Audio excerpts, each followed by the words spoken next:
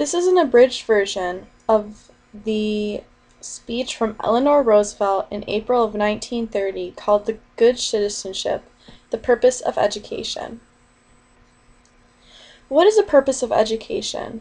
This question agitates scholars, teachers, statesmen, every group, in fact, of thoughtful men and women. The conventional answer of this acquisition of knowledge, the reading of books, and the learning of facts.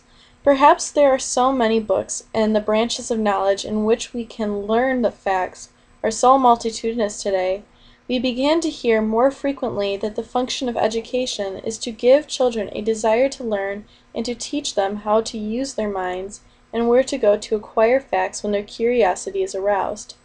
Even more all-embracing than this is the statement made not long ago before a group of English headmasters by the Archbishop of York, that the true purpose of education is to produce citizens. We think the course of history as a means of information, not the history which is a mere recital of facts, dates, wars, and kings, but a study of the life and growth of other nations, in which we follow the general moral, intellectual, and economic development throughout the ages, noting what brought about the rise and fall of nations, and what were lasting contributions of peoples who now passed away to the development of a human family and the world as a whole.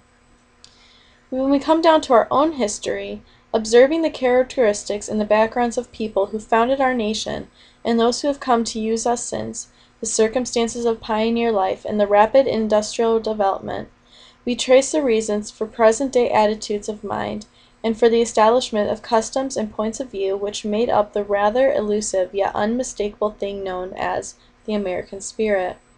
We study the men in our history who have really made a constructive contribution and those who have held us back, in order that we may now know what qualities of mind and heart form the characters which have left a mark on their time. Gradually from the study of facts emerge, a nation must have leaders, men who have the power to see a little further, to imagine a little better life than the present. But if this vision is to be fulfilled, it must also have a vast army of men and women capable of understanding and following these leaders intelligently. These citizens must understand their government from the smallest election district to the highest administration office. It must be no closed book to them, and each one must carry his own particular responsibility, or the whole army will lag. I would have our children visit national shrines, know why we love and respect certain men of the past. I would have them see how government departments are run, and what are their duties, how courts function, what juries are, what the legislative body is, and what it does. I would have them learn how we construct our relationships with the rest of the world, and what are contacts with other nations. The children, seeing and understanding these things, will begin to envisage the varied pattern of life of a great nation such as ours, and how his own life and environment fit into the pattern, and where his own self-usefulness may lie. It is not, however, only the courses bearing directly on history and government that citizenship can be taught. The child learning Latin and mathematics is also learning invaluable lessons in citizenship. The power of concentration and accuracy which these studies develop will later mean a man or woman able to understand and analyze a different situation. For example, arithmetic is necessary to a later understanding of economic questions. As citizens, economic problems will often claim our attention, and the power to understand them is essential to wise solutions.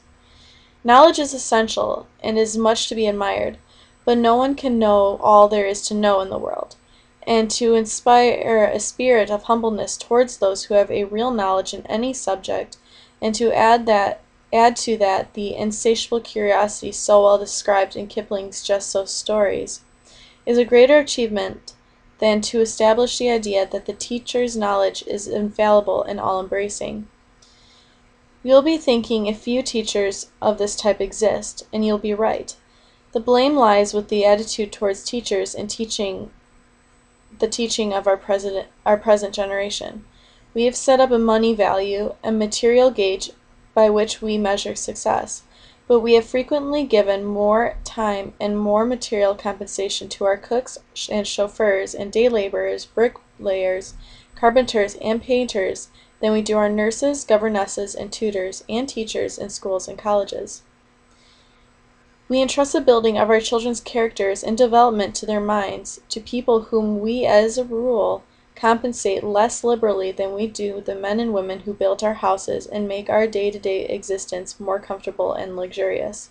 These men and women, teachers, paid from $1,000 to $5,000, and in extraordinary cases $10,000 a year, mold the future citizens of our country, and we do not treat them with the respect or consideration which their high calling deserves, nor do we regard them with the only reward which spells success according to our present standards.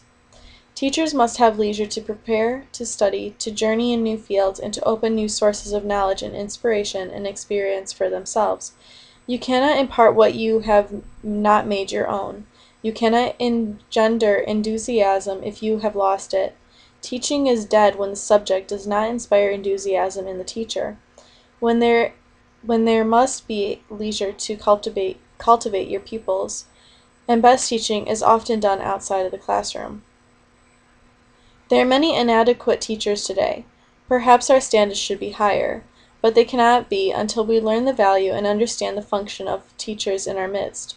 While we have put much money into buildings and laboratories and gymnasiums, we have forgotten that they are but a shell, and they will never live and create a vital spark in the minds and hearts of our youth unless some teacher furnishes the inspiration. A child responds naturally to high ideas, and we are all of creatures of habit. The school alone cannot teach citizenship, however, any more than it can really educate a child. I can do much in directing thought and formulating standards, in creating habits of responsibility and courage and devotion. In the last analysis, our home surroundings are the determining factor in development, and the example of those dear to us and constantly with us is what makes a warp and woof of our lives. As a majority of children are being educated in public schools, it is all important that the standards of citizenship should be the best. Whether we send our children to private school or public school, we should make a constant interest in all educational institutions and remember that on the public school largely depends the success or failure of our great experiment in government, by the people, for the people.